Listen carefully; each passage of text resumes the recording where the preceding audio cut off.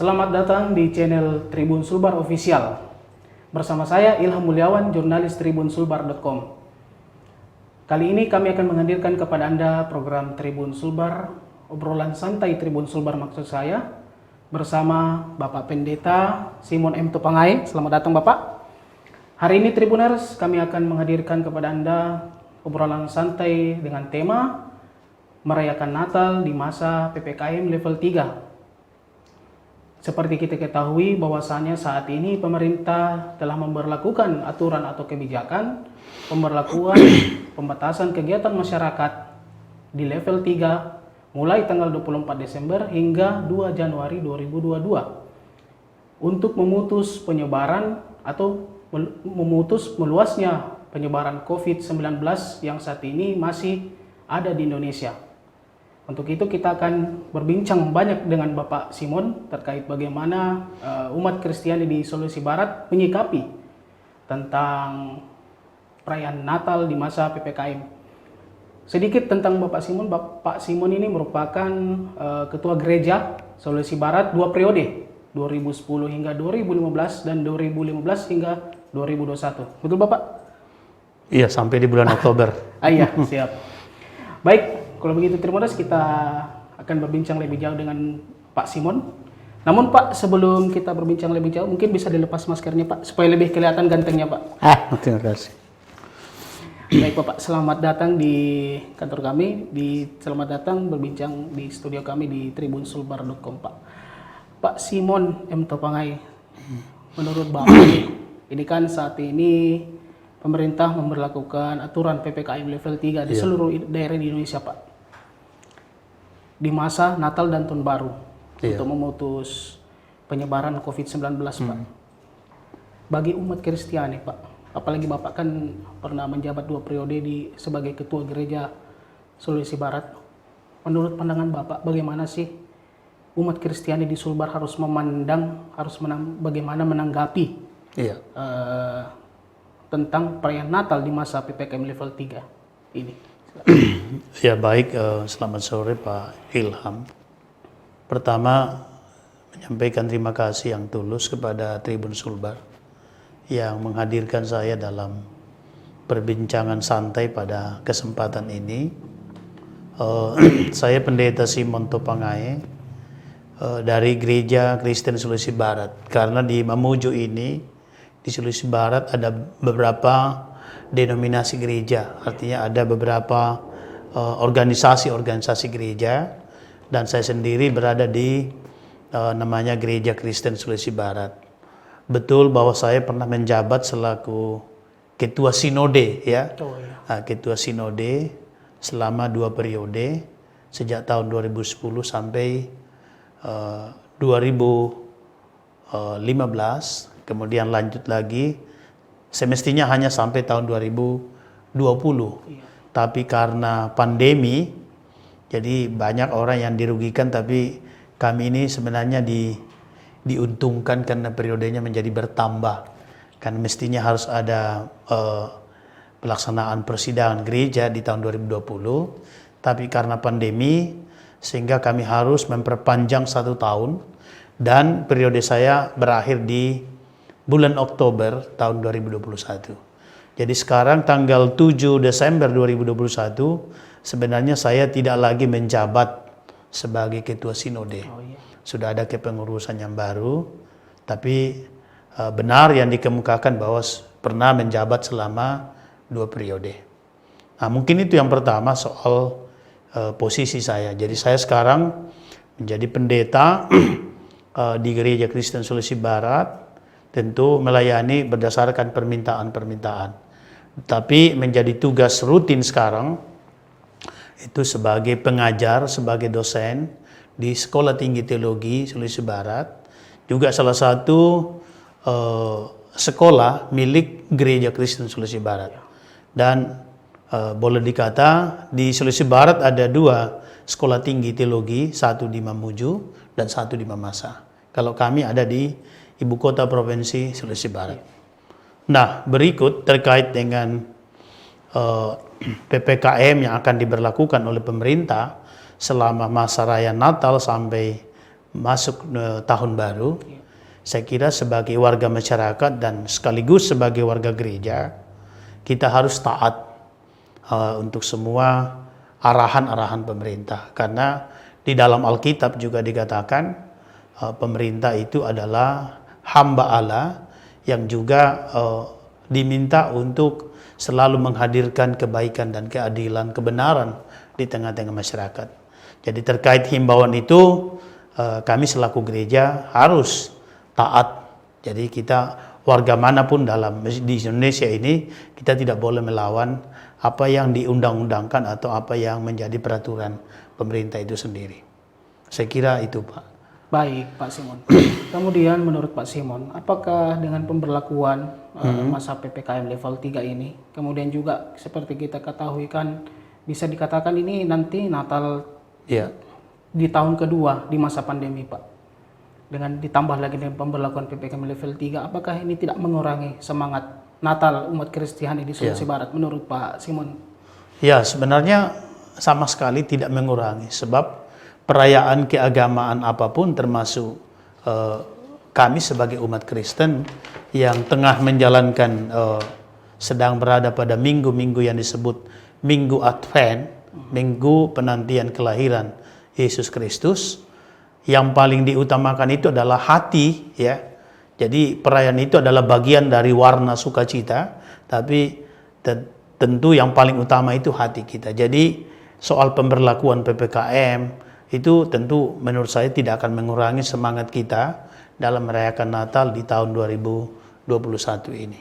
Contoh saja, Pak, kami di gereja sedang mempersiapkan perayaan Natal, tapi ya tentu kita harus tetap taat namanya protokol kesehatan. Sejak masuk Desember ini kita sudah menyalakan misalnya sudah memasang seperti pohon-pohon Natal di ruang gereja yang menyemangati bahwa kita sedang berada dalam masa raya Natal. Nah, bangku-bangku yang digunakan dalam gereja itu selalu ada pembatasan.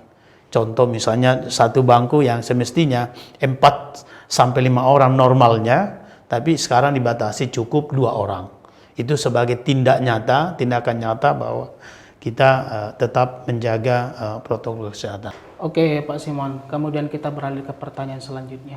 Bagaimana langkah atau apa yang bisa dilakukan oleh pihak gereja Sulawesi Barat untuk menjaga semangat atau keceriaan Natal di masa pandemi, di tahun kedua pandemi ini, Pak? Oh iya. Ditambah lagi ada PPKM level 3, agar semangat atau keceriaan umat Kristiani di Sulawesi Barat ini tetap bagus di masa walaupun ada pandemi ini.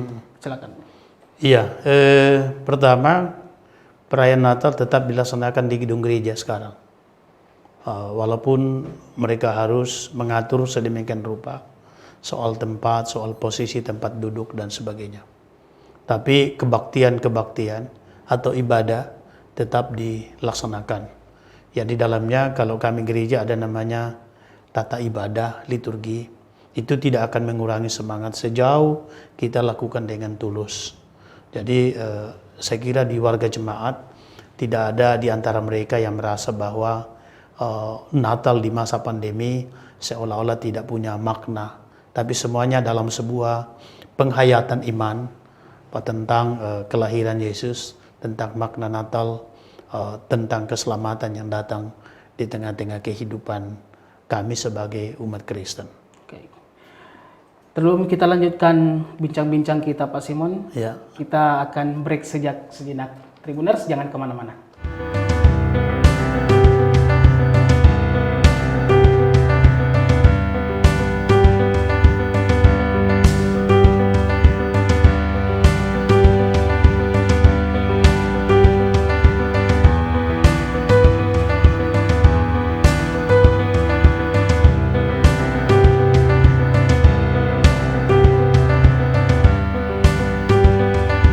Baik Tribuners, selamat datang kembali di channel Tribun Sulbar Official, dan kita akan melanjutkan bincang-bincang kita bersama salah satu tokoh agama di Sulawesi Barat, Bapak Simon M. Topangae, yang merupakan mantan ketua Gereja Sulawesi Barat 2 periode, termasuk ketua sinode, Pak, ya? Iya.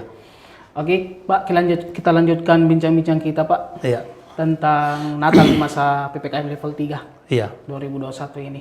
Nah, Pak Simon, untuk Natal tahun ini tema apa sih yang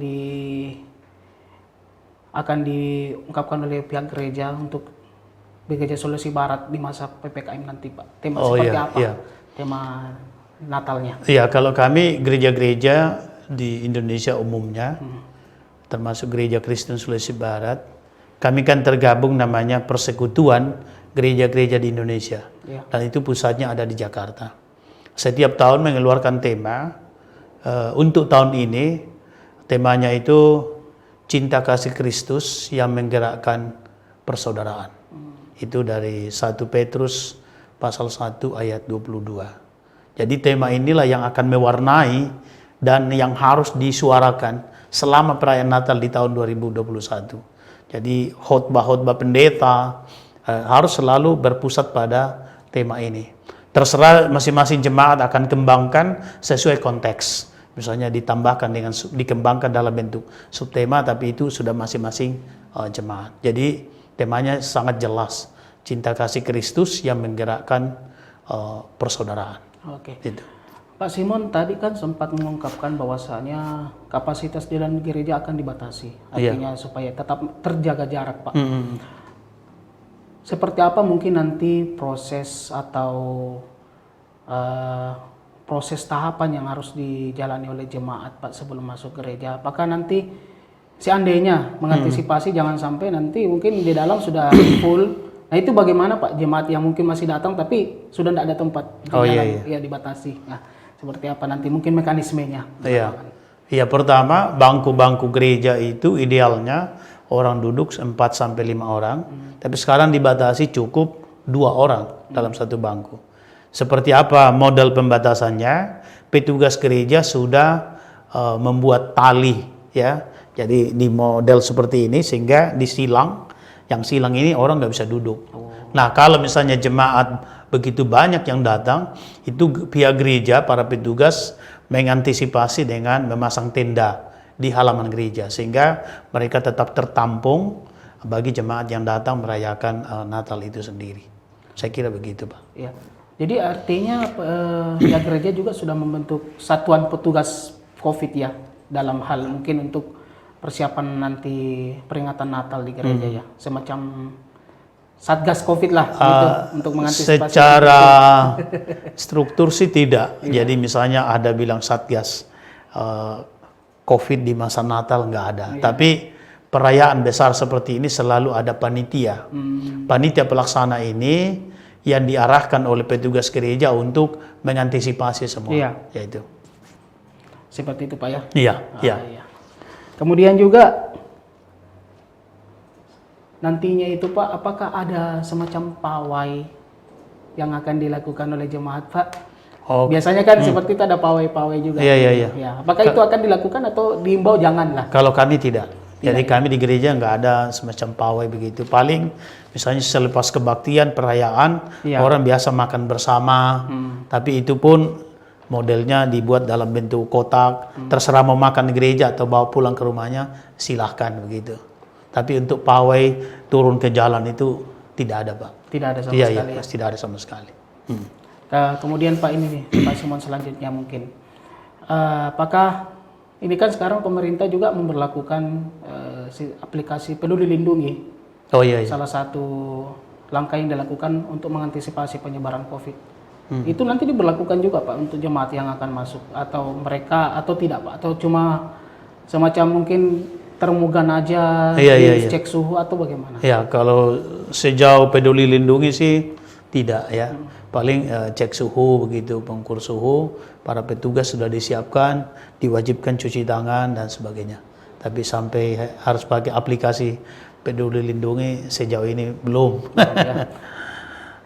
Nah, untuk proses masuk itu, Pak, proses masuk ke gereja untuk merayakan Natal itu apakah sudah disosialisasikan kepada seluruh jemaat? Oh iya, karena kami di gereja setiap perayaan-perayaan itu sudah dijadwalkan. Misalnya tanggal sekian akan dilaksanakan perayaan Natal ini dan jemaat sudah diberitahu, diumumkan kepada mereka, baik lewat WA group maupun penyampaian secara onsite ya. secara langsung kalau mereka datang kebaktian. Gitu. Oh iya. Ini perbincangan yang sangat menarik Pak Simon. Ya. Tapi sebelum kita lanjutkan, baik Tribuners, sebelum kita lanjutkan perbincangan dengan Pak Simon, kita lihat dulu yang akan lewat berikut ini. Jangan kemana-mana.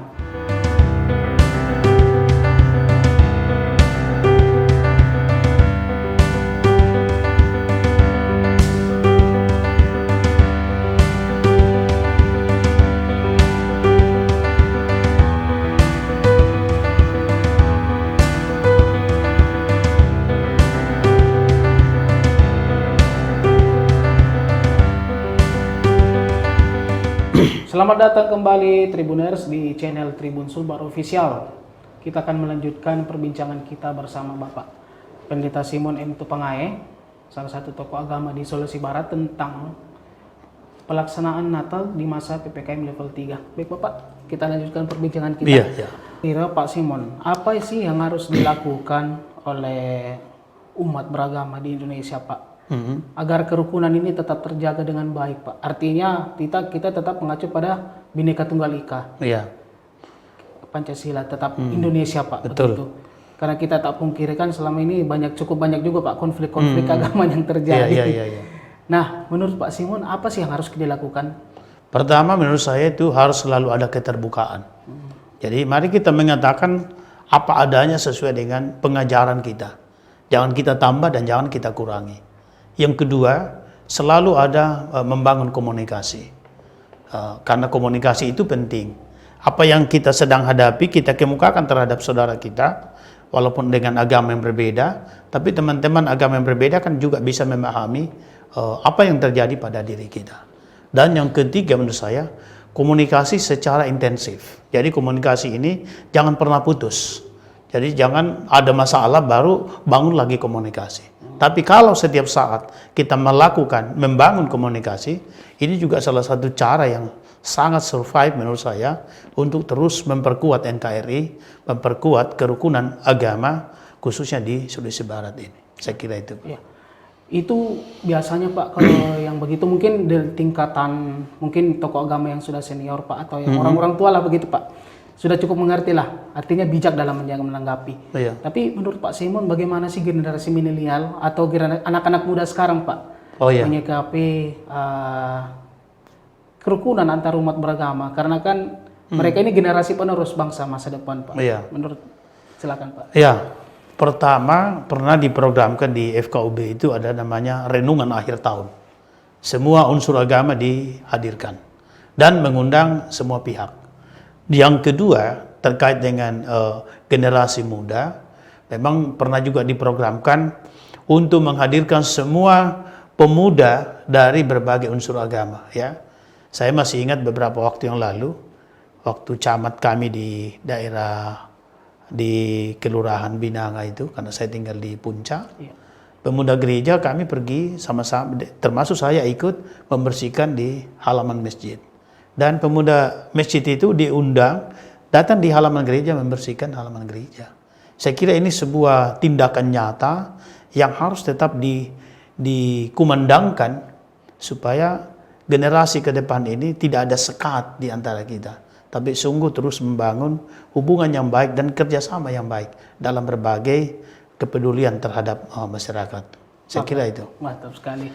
Nah, dengar itu Tribuners, jadi kita sebagai salah satu negara besar di Indonesia, besar di dunia maksud saya, kita itu hidup dalam kerukunan antar umat beragama. Meski Indonesia merupakan salah satu negara Islam mayoritas, tapi kita harus terus menjunjung kerukunan antar umat beragama Pak ya. Iya. Karena kita ini Bhinneka Tunggal Ika. Walaupun berbeda tetap satu juga. Baik Pak, ini perbincangan yang sangat menarik. Sayangnya waktu juga yang harus memisahkan kita Pak. Tapi Pak, sebelum kita mengakhiri Pak, mungkin ada pesan-pesan kepada umat Kristiani di Sulawesi Barat Pak, tentang bagaimana pesan-pesan agar mereka mungkin menaati protokol kesehatan di masa pandemi. Apalagi kan ini jelang Natal nanti Pak, Natal dan Tahun Baru ini kan tentu saja ada rangkaian kegiatan yang mungkin mereka ingin lakukan, tapi tetap harus menaati protokol kesehatan. Silakan Pak. Iya,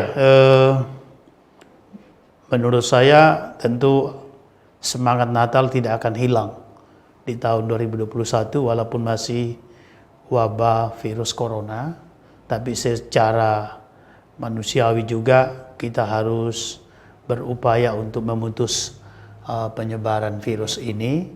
Karena itu saya memberi himbauan agar semua warga gereja yang akan melaksanakan perayaan Natal sebaiknya wajib menggunakan masker.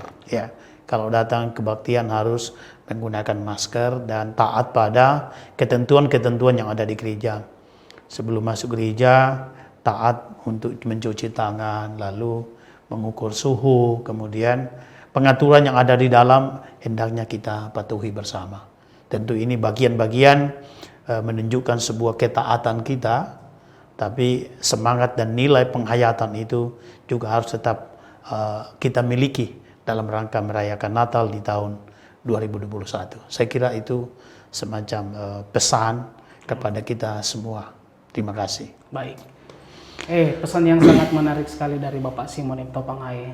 Baik Tribuners, demikianlah bincang-bincang obrolan santai kami dengan Bapak Pendeta Simon M. Topangae, salah satu tokoh agama di Sulawesi Barat. Semoga perayaan Natal kedepannya ini Pak, tanggal 25 Desember itu nanti berjalan dengan hikmat, tentunya dengan tetap menaati protokol kesehatan, apalagi saat ini pandemi masih berada di Indonesia. Baik Tribuners, kita sudahi dulu perjumpaan kita pada obrolan santai kita kali ini. Kita akan berjumpa pada program yang akan datang. Sampai jumpa.